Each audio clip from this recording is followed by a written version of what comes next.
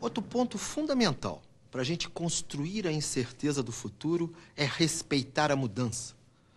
A mudança, ela é muito mais profunda, muito mais veloz e muito mais volátil do que possa imaginar a mente mais criativa. Ao longo dos próximos anos, nós vamos ter crescimento vertiginoso nesse setor do ambiente de negócios que podíamos chamar da telemática, das comunicações. As previsões realmente são estarrecedoras. A capacidade dos chips vai dobrar a cada 18 meses. Um dos aparelhos mais importantes da minha vida é esse Voice Organizer, onde eu gravo as minhas ideias, fazendo meu jogging, às vezes mesmo dentro da minha casa, viajando no avião, surge uma ideia para um artigo, um livro, para um vídeo, e aí imediatamente eu gravo. Logo depois vai para o meu notebook, é comunicado através do meu celular. Esse meu aparelhinho aqui hoje tem 512 KB de memória, várias vezes mais do que o computador de alguns anos atrás. O que acontecerá daqui para frente? Lá pelos idos de 2020, eu vou ter um aparelho que hoje me dá 4 minutos de gravação. Imaginem vocês com 50 GB de memória. É uma questão de cálculo. Isso talvez se eu não estiver queimando o Galileu. Quem sabe?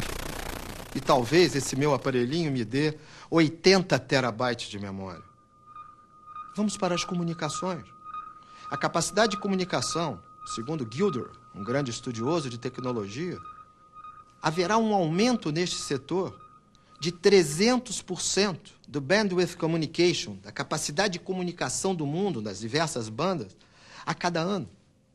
Isso significa que nós multiplicaremos por um número estonteante de 37 milhões de vezes. Isso significa que hoje nós não vivemos nem 1/1000 do conteúdo e da capacidade de comunicação que nós vamos viver ao longo desses próximos anos. Isso vai trazer mudanças radicais nos negócios.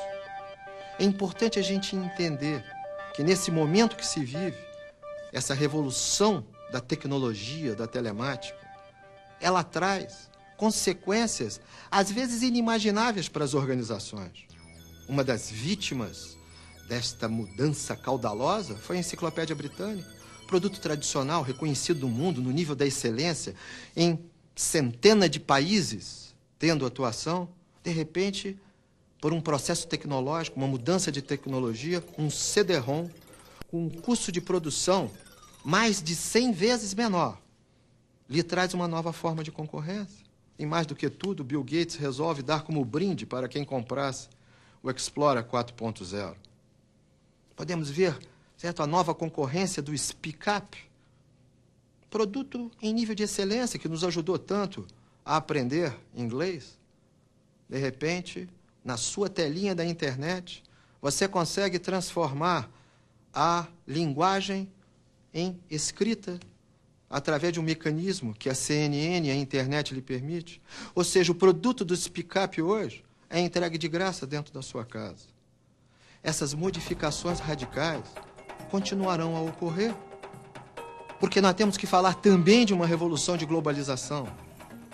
De repente, bancos estrangeiros, indústrias alimentícias estrangeiras, empresas automobilísticas internacionais se instalam no Brasil, e aí nós passamos a ter uma nova forma de concorrência. Nós vamos ter uma mudança absolutamente radical, não mais uma evolução, mas uma revolução dentro dos métodos de gestão. A empresa de 2020 será completamente diferente da empresa do início do século XX. Nós vamos ter certamente a revolução no pensamento das pessoas, uma mentalidade completamente diversa. Voltará cada vez mais o sentimento do amor da família. Cada vez mais qualidade de vida será importante. A espiritualidade estará em alta. Isso, mais uma vez, não é uma simples evolução. Isto é uma revolução na maneira da gente pensar. E mais do que tudo, passaremos a viver cada vez mais num país de economia real, onde temos rupturas de pensamento, rupturas de modelos mentais habituados a uma economia defendida, protegida, a uma economia inflacionária. Nós temos, portanto, hoje, um conjunto de uma mudança aonde se forma, efetivamente, um enorme impacto sobre as organizações. E sempre nós deveríamos perguntar, realmente, no limite da nossa criatividade, até onde essa mudança pode afetar o nosso negócio? Acima de tudo, respeite essa mudança. 75% do PIB do Japão em 2020 serão formados por produtos que ainda não foram inventados. Em alguns setores, principalmente industriais, em 2020, nesse mesmo ano, apenas 10% da força de trabalho atual estarão ocupadas. John Naisbitt prevê para esses próximos anos um aumento sucessivo do número de países, chegando a uma previsão contundente de que chegaremos a 1000 países no mundo. Essas são apenas algumas das modificações que nós temos que incorporar na nossa cabeça e entender que vamos viver cada vez mais um mundo globalizado. As barreiras caíram. As barreiras da comunicação são derrubadas inteiramente pela internet e pela revolução da telemática. O próprio turismo no mundo se desenvolve de maneira cada vez mais forte. E isso traz impacto direto sobre as nossas pessoas, sobre os nossos negócios, às vezes de maneira inimaginável. Como essa historinha que eu vou contar para vocês, que ocorreu comigo. Eu estava no estado do Tocantins, saindo de Araguaína para Gurupi, onde eu ia dar uma palestra. Na Belém, Brasília, ao passar por uma cidade que todos conhecem certamente, chamada Fortaleza do Tabocão, fui chamado pela diretora do Sebrae, que me convidou para essas palestras, e ela me dizia, tá vendo ali o núcleo do Sebrae? Tá vendo a antena parabólica? Sabe quem fez uma palestra ali há 15 dias atrás? Eu disse, não posso imaginar. E ela me respondeu, Peter Drucker. Caminhei então para Gurupi, mais um susto, 850 pessoas num galpão, para assistir a minha palestra, Os Desafios da Competitividade e a Empresa do Século XXI. Mas mais surpreendente ainda, 30 empresários de Fortaleza do Tabocão já tinham assistido o mestre, o guru Peter Drucker, o mais consagrado consultor do mundo, antes da minha palestra. Essa é a realidade do mundo hoje. Em Tocantins, o guru dos gurus vai antes da oferta dos nossos serviços. Nós não estamos mais lutando contra o touro indomável de Pirenópolis ou de Sertanópolis. Nós estamos agora lutando contra efetivos e excepcionais lutadores de classes internacionais. Cada vez mais teremos que mudar o sotaque.